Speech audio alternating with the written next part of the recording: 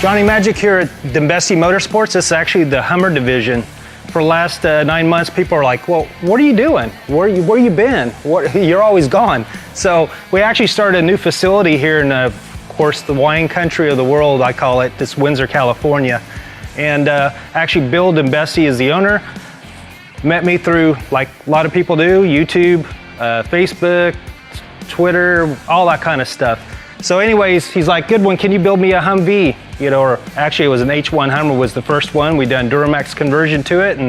And I was like, you know, I said, Bill, I said, don't you have a whole bunch of Humvees you've been buying? He's like, yeah, I bought a whole bunch of them. I said, what are you gonna do with them? He's like, I'm gonna have my own fleet of Humvees. And so anyways, I said, well, why don't you just start doing conversions on your Humvees yourself? And he loved the idea. So we come down and of course started doing Humvee conversions.